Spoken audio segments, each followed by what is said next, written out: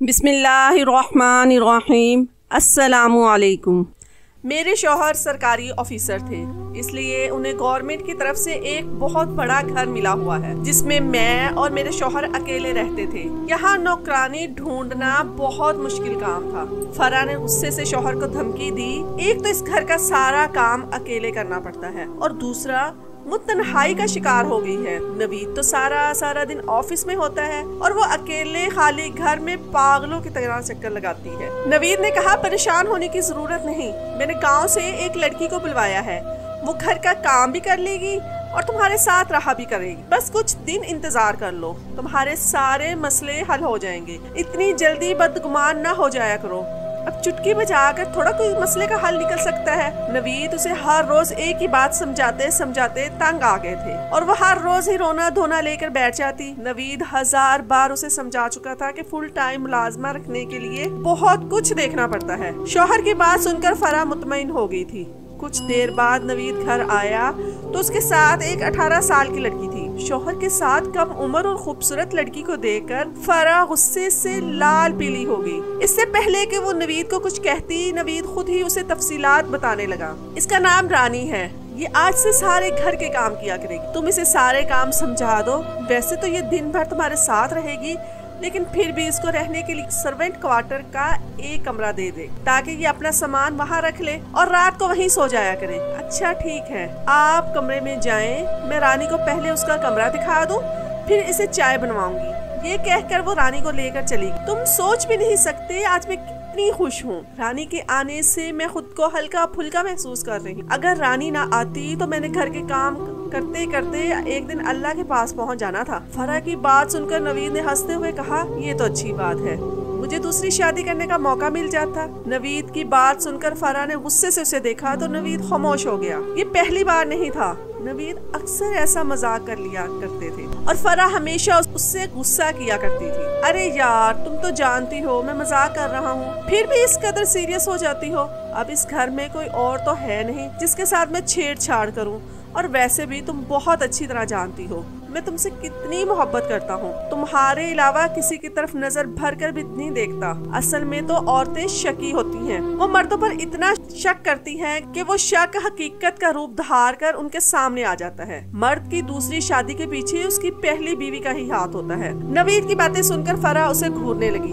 अच्छा बस करो, अब खाने का भी कुछ इंतजाम करो कि भूख से बुरा हाल हो रहा है। आज क्या हम सिर्फ बातों से ही पेट पूजा करेंगे? उसकी बात सुनकर फरा ने कहा, आज तो मैंने कुछ भी नहीं पकाया। उसकी बात मुकम्मल भी नहीं हुई थी कि रानी की आवाज आई, बीबी जी खाना तैयार है। हम दोनों ने हैरानगी से दरवाजे की तरफ देखा और फिर एक दूसरे की तरफ देखकर हंसे। अपनी लड़ाई में वो दोनों ये तो भूल ही गए थे कि आज एक अदद नौकरानी उनकी जिंदगियों में आ चुकी है। रानी ने हैरानी से इन दोनों की तरफ देखा। तुम जाओ, फर्रा के कहने पर वो सर हिलाते हुए चली गई। नवीद, मैं सोच रही हूँ हमें इतनी कम उम्र लड़की को अपने घर में नहीं रखना चाहिए। ऐसा ना हो कि हमारे लिए कोई मसला बन जाए। तुम्हें एक बार मुझसे पूछ ही लेना चाहिए था। नवीद हैरत से उसकी तरफ देखा। मुझे तो लगता है तुम अकेली रह रहकर पागल हो गई हो। पहले तो हर रोज मुलाजमा का इंतजाम कर दो कहती रहती थी, और जब ले आया हूँ तो तुम्हें एतराज हो रहा है। बेचारी का ताल्लुक गरीब घर से है, इसीलिए दिल लगा कर काम करेगी। और वैसे भी ये मेरे दोस्त के गांव से ताल्लुक रखती है और उसके खानदान को हम बहुत अच्छी तरह जानते हैं, इसलिए ऐसी वैसी कोई बात नहीं होगी। अगर आज रानी यहाँ ना होती तो ऐसे बैठे बैठाए खाना तैयार ना हो जाता। अगर तुम्हें फिर भी कोई एतराज या शक है तो अभी सोच लो, लेकिन इसके बाद फिर मुझे मुलाजमा ढूंढने का ना कहना। फरा ने कहा, तुम जो मर्जी कहो, पहले मैं 2-4 दिन इसकी चाल ढाल देखूंगी। अगर मेरा दिल मुतमईन हो गया तभी मैं इसको मुस्तकबिल में साथ रखूंगी। और अब आ जाओ, खाना खाते हैं। सलीके से सजी खाने की टेबल को देखकर फरा का दिल बाग बाग हो गया। रानी ने चिकन पुलाव, कबाब, सलाद, रायता और पुदीने की चटनी बनाई हुई थी। वो जब से यहाँ आए थे पहली बार इतना पुरतकल्लुफ खाना बना था, वरना तो मुश्किल से ही एक आध चीज बनती थी।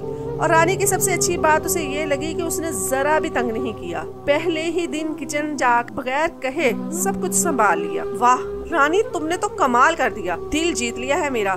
रानी अपनी तारीफ सुनकर मुस्कुराने लगी। वक्त गुजरने के साथ साथ वो मुकम्मल तौर पर इससे मुतमईन हो गई। वो अपने काम से काम रखने वाली लड़की थी। नवीद भी ऑफिस में मसरूफ रहता क्योंकि अब वो घर की तरफ से बेफिक्र हो गया। कुछ दिन बाद रानी की तबीयत खराब रहने लगी। उसने जब गौर किया तो महसूस हुआ कि रानी माँ बनने वाली है। उसने रानी से पूछा तो उसने शर्माते हुए सर हिलाया। उसे बहुत अजीब लग रहा था क्योंकि जब वो यहाँ आई थी तब तो ऐसा कुछ नहीं था। उसने रानी को खरीदने की कोशिश की तो उसने बताया कि जब वो आई थी तभी वो माँ बनने वाली। तुम्हारे शौहर ने इस हालत में तुम्हें इतनी दूर काम के लिए क्यों भेजा? उस वक्त तो तुम्हें शौहर की जरूरत सबसे ज्यादा है। फरा के कहने पर रानी खामोश हो गई। बीबी जी, गरीब लोग ऐसी बातों को चौंचले समझते हैं और वैसे भी हम लोगों के लिए बच्चे पैदा करना रूटीन की बात है। मैं गांव में होती तभी मैं किसी के घर में काम कर रही होती। यहाँ तो फिर भी मुझे सुकून है। आप और साहब बहुत अच्छे हैं, कम से कम मुझे किसी की बातें तो नहीं सुनना पड़ती। और फिर यहाँ तनख्वाह भी अच्छी मिल रही है। आप फिक्र ना करें, मेरी वजह से आपको कोई तकलीफ नहीं होगी। मैं आखिर तक सारे काम करूँगी। बस 2-3 दिन की बात होगी, तीसरे दिन से फिर मैं काम पे लग जाऊंगी। चंद मिनट सोचने के बाद फरा मुतमिन हो गई, लेकिन वो सोच रही थी कि नवीद ने इससे ये बात क्यों नहीं बताई। नवीद, तुमने ये मुझे क्यों नहीं बताया कि रानी माँ बनने वाली है? अब ऐसा तो नहीं हो सकता कि इसके शौहर ने तुम्हें कुछ बताए बगैर ही साथ भेज दिया हो। तुम इतनी बड़ी बात बताना भूल तो सकते नहीं थे, तो फिर मुझे क्यों नहीं बताया? इसका मतलब है कि तुम मुझसे बातें छुपाने लगे हो। फरा के कहने पर नवीद ने नासमझी से उसकी तरफ देखा। रानी माँ बनने वाली है, इस बात की खबर मुझे कैसे होगी? मैं तो आज ही तुम्हारे मुंह से सुन रहा हूँ और मैं तुमसे बातें नहीं छुपाता, लेकिन तुम बिला वजह मुझ पर शक जरूर करने लगी हो। मुझे तो समझ नहीं आ रही तुम रानी को लेकर मुझसे सवाल जवाब क्यों करती हो। अगर इसके बारे में जानने का इतना ही शौक है तो इसी से क्यों नहीं पूछ लेती? और अगर तुम्हें किसी भी किस्म का कोई शक है तो मैं कल ही इसे वापस भेज देता हूँ। फिर खुद ही अपनी पसंद की मुलाजमा ले आना, मुझे कोई एतराज नहीं होगा। नवीद ने गुस्से से कहा और फरा के सवालों से तंग आ गया था। नवीद, तुम मेरी हर बात का गलत मतलब निकाल लेते हो। मैं तो बस ये कह रही थी कि इसकी सारी जिम्मेदारी मुझ पर आ जाएगी। मैं तो इसे अपने कामों के लिए रखा था। अगर मुझे पहले पता होता कि रानी माँ बनने वाली है तो मैं इसे कभी भी काम पर न रखती। तुम जानते हो मैं माँ बनने वाली हूँ और मैं इन सारी परेशानियों से दूर रहना चाहती हूँ। फरा की बात सुनकर नवीद खुशी से पागल होने लगा। शादी के 8 साल बाद उसे खुशखबरी मिली थी। जब से उनकी शादी हुई थी वो कई डॉक्टरों से इलाज करवा चुके थे, लेकिन सब यही कहते थे कि सिर्फ अल्लाह ताला की तरफ से देर है। वो दोनों दुआएं कर कर के भी थक चुके थे। नवीद को बच्चों का बहुत जुनून था, लेकिन वो फरा को कुछ नहीं कहता, मगर वो बेहद मायूस हो चुकी थी। यही वजह थी कि वो डिप्रेशन की मरीजा बन गई, लेकिन इतने साल बाद अल्लाह ने उन्हें इस खुशी से नवाजा। नवीद बहुत खुश था, इतना कि वो लफ्जों में बयान ही नहीं कर सकता था। इतनी बड़ी खुशखबरी तुम मुझे इस तरह दे रही हो? मैं अभी मिठाई लेकर आता हूँ, लेकिन पहले तुम यहाँ बैठकर मेरी बात सुनो। नवीद ने उसे अपने पास बिठाते हुए कहा कि इससे समझ नहीं आ रही थी कि इतनी बड़ी खुशी को कैसे सेलिब्रेट करें। सबसे पहले तुम तो रानी की फिक्र करना छोड़ दो। वो गांव के माहौल में पली बड़ी है, वहाँ तो लड़कियाँ इस हालत में घर के 10-10 लोगों के काम चुटकियों में कर लेती हैं। लेकिन तुम मेरी बात कान खोल कर सुन लो। तुम बेड से पाँव भी नीचे नहीं रखोगी। मैं रानी को समझा दूंगा, तुम्हारा खास ख्याल रखेगी। तुम्हें किसी चीज की कमी नहीं होनी चाहिए। फरा उस वक्त अपनी किस्मत पर रश करने लगी कि वो भी दुनिया की हर बात भूलकर बस अपने आने वाले मेहमान के लिए तैयारियां करना चाहती। नवीद उसकी खिदमत कर रहा है, जबरदस्ती उसे खाना खिलाता और उसकी हर बात का ख्याल रखता। रानी की डिलीवरी में बहुत कम वक्त रह गया था, जबकि फरा की डिलीवरी में अभी 2 माह बाकी थे। नवीद फरा की गोद भराई की रस्म करना चाहता था। उसने अपने घर वालों और फरा के घर वालों को दावत पर बुलाया। रानी बहुत खामोश रहने लगी थी, बस खामोशी से कामों में मसरूफ रहती। नवीद और फरा ने दावत बहुत शानदार की। सब लोग बहुत खुश थे।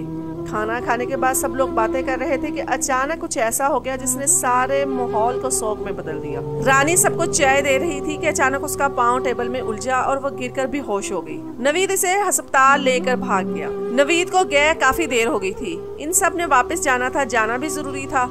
फरा ने इन सबको कहा कि आप लोग बेफिक्र होकर चले जाएं। नवीद कुछ देर में आ जाएंगे। कुछ देर बाद नवीद की कॉल आई और उसने कहा कि सब कुछ बिल्कुल ठीक है, परेशान ना हो। नवीद की कॉल का सुनकर वो सब जाने के लिए तैयार हो गए। रात के 2 बज गए थे। वो हर थोड़ी देर बाद नवीद को कॉल करने की कोशिश कर रही, लेकिन उसका फोन मुसलसल बंद आ रहा था। इंतजार करते करते उसकी आंख लग गई। उसे महसूस हुआ जैसे उसके इर्द गिर्द कोई है। खौफ से उसकी आंख खुली तो सामने नवीद खड़ा था। नवीद, क्या हुआ है?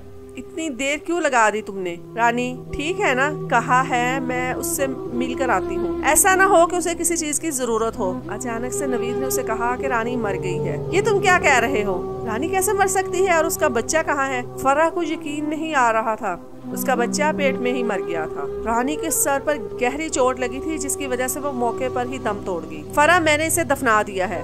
मैं बहुत खौफजदा हो गया था। अगर बात पुलिस तक जाती तो मेरी नौकरी खतरे में पड़ जाती। सारी जिंदगी अदालतों के चक्कर लगाकर भी खुद को बेकसूर साबित न कर पाता। नवीद, अगर इसके घर वाले यहाँ आ गए तो हम क्या करेंगे? क्या जवाब देंगे इन्हें कि रानी कहाँ है? फरा के कहने पर नवीद ने इसे तसल्ली देते हुए कहा कि मैं सब कुछ संभाल लूंगा, तुम फिक्र ना करो, बस तुम किसी से जिक्र ना करना। शोहर की हदायत पर फरा ने इस बात पर सर हिला दिया। नवीद, मैं एक बार रानी की कब्र पर जाना चाहती हूँ। फरा के कहने पर नवीद ने उसे सख्ती से मना कर दिया, लेकिन वो अपनी जिद पर कायम थी। उसने अपनी बात मनवाने के लिए खाना पीना तक छोड़ दिया। आखिर नवीद को उसकी जिद मानना पड़ी और वो उसे कब्रिस्तान ले आया। रानी की कब्र देखकर वो फूट फूट कर रोने लगी। नवीद इसे जबरदस्ती घर वापस ले आया और बहुत सारे दिन फरा बहुत सोगवार रही, लेकिन वक्त जख्मों को भर देता है। रानी की मौत का जख्म भी भरने कर लगा था। कुछ दिन बाद उन दोनों की जिंदगी मामूल पर आ गई। एक दिन रात के तीसरे पहर फरा को किसी बच्चे के रोने की आवाज आ रही थी, जैसे बहुत करीब कोई बच्चा रो रहा हो। उसने नवीद को बताया। फरा की बात सुनकर नवीद भी परेशान हो गया। ये तुम किस किस्म की बातें कर रही हो? मुझे तो किसी बच्चे के रोने की आवाज नहीं आ रही। ये सिर्फ तुम्हारा वहम है, इसलिए इन सब बातों को छोड़ो और आराम से सो जाओ। इस वक्त तुम्हें आराम की सबसे ज्यादा जरूरत है। अगर फिर भी तुम्हारी तसल्ली नहीं हो रही तो मैं अकेला बाहर जाकर देख लेता हूँ, लेकिन तुम मेरे साथ नहीं आओगी क्योंकि मैं कोई रिस्क नहीं लेना चाहता। नवीद की बात सुनकर मैं लेट गई और नवीद कमरे से बाहर चला गया और वो वापस आया तो फरा ने बेयकीनी से पूछा, बाहर कौन था? मैंने कहा था ना कि तुम्हारा वहम है, बाहर कोई भी नहीं है। शायद तुमने कोई ख्वाब देखा होगा, इसलिए अब कोई बहस ना करो और सो जाओ। हम इस बारे में सुबह बात करेंगे। फरा मुसलसल इन आवाज़ों के मुतालिक सोच रही थी। ऐसा पहली बार नहीं हुआ था। बहुत अरसे से इससे ये आवाजें सुनाई दे रही थी, लेकिन नवीद हमेशा उसका वहम कहकर टाल देता। कुछ दिन बाद उसे महसूस होने लगा कि नवीद उससे कुछ छुपा रहा है। ये सिर्फ उसका वहम नहीं, इन आवाजों के पीछे तो कोई राज है और मैं इस राज से पर्दा उठाए बगैर सुकून से नहीं बैठूं। कुछ तो ऐसा हुआ है जो मुझसे छुपाया जा रहा है। हो सकता है रानी को नवीद ने ही मारा हो और उसका बच्चा यहीं कहीं हो, या फिर वो किसी मुसीबत में है। मुझे इस मासूम के लिए कुछ न कुछ जरूर करना चाहिए। इसी सोच के आते ही वो पुलिस स्टेशन चली गई। इंस्पेक्टर साहब, मैं चाहती हूँ कि आप रानी की कब्र को खोलें और उसकी बॉडी का पोस्टमार्टम करवाएं ताकि सारा सच सामने आ जाए। इसके बाद हमारे सर्वेंट क्वार्टर की तलाशी लें, वहाँ से भी आपको कुछ न कुछ जरूर मिल जाएगा। फरा की रिपोर्ट दर्ज करवाने के बाद इंस्पेक्टर ने कहा, ठीक है मैडम, आप हमें इस खातून की कब्र तक ले जाएं। फरा इन्हें रानी की कब्र तक ले आई। कब्र की खुदवाई करने के बाद जब ये इंकशाफ हुआ कि यहाँ तो किसी को दफन ही नहीं किया गया था। इसके बाद वो फरा के साथ घर आए। नवीद ने फरा के साथ पुलिस को आते देखा तो उसके औसान खता हो गए। इससे पहले कि वो कुछ बोलता, पुलिस उसे लेकर सर्वेंट क्वार्टर में आ गई जहाँ रानी रहती थी। वो सब कमरे में दाखिल हुए तो सब हैरान रह गए। रानी एक अदद बच्चे के साथ कमरे में मौजूद थी। फरा ने आगे बढ़कर देखा तो उसकी गोद में एक खूबसूरत सी बेटी थी। पुलिस को देखकर रानी खौफजदा हो गई।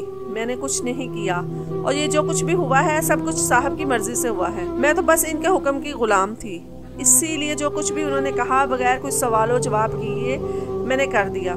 इसलिए खुदारा मुझे और मेरी बच्ची को जाने दे, हमारा कोई कसूर नहीं। हम तो खुद इतने दिनों से यहाँ कैदी बनकर रह रहे हैं।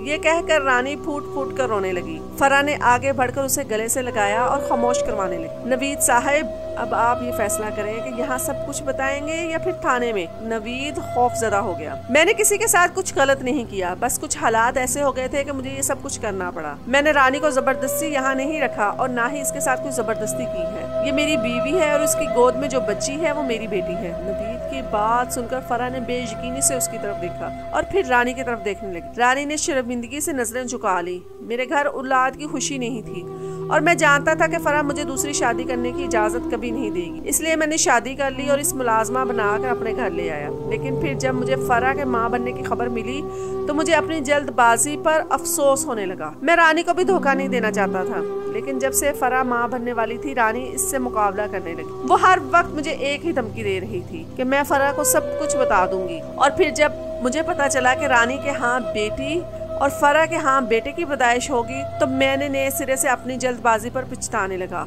और फिर रानी की धमकियों ने मुझे परेशान करके रखा था। एक तो मैं फरा से बहुत मोहब्बत करता था और दूसरा फरा को नाराज करके मैं सारे खानदान को नाराज नहीं करना चाहता था। इसलिए मैंने सोचा कि रानी को रास्ते से हटा दिया जाए। और इस दिन जब रानी गिरकर बेहोश हो गई, मुझे लगा कि मैं इससे अच्छा मौका मुझे नहीं मिलेगा। मैंने रानी के मरने का ड्रामा किया और उसे सर्वेंट क्वार्टर तक महदूद कर दिया। नवीद की बातें सुनकर फरा को उससे नफरत महसूस होने लगी। पुलिस ने नवीद को गिरफ्तार करना चाहा, लेकिन फरा और रानी ने केस करने से इनकार कर दिया। इसलिए मजबूरन पुलिस को खाली हाथ जाना पड़ा। बाजी, मुझे माफ कर दें, मैंने आपके साथ बहुत बुरा किया है, लेकिन क्या करूं, मेरी मजबूरी थी।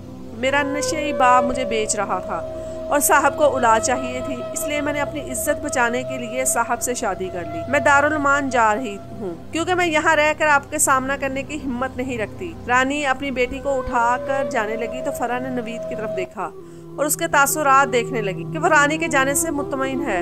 रानी, तुम कहीं नहीं जाओगी, यहीं मेरे साथ रहोगी। तुम तो मासूम हो, सजा उसे मिलेगी जिसने सब कुछ किया है। फरा ने उसे रोकते हुए कहा। ये देखकर नवीद शर्मिंदा हो गया। उसने इन दोनों के साथ बहुत बुरा किया था। उसने आगे बढ़कर फरा से माफी मांगना चाही तो वो रानी का हाथ पकड़कर घर के अंदरूनी हिस्से में आ गई। फरा ने फैसला किया था कि जब तक नवीद अपनी बेटी को दिल से कबूल नहीं करेगा, वो कभी भी इसे माफ नहीं करेगी। वो चाहती तो रानी को घर से निकाल सकती थी, लेकिन उसने ऐसा नहीं किया।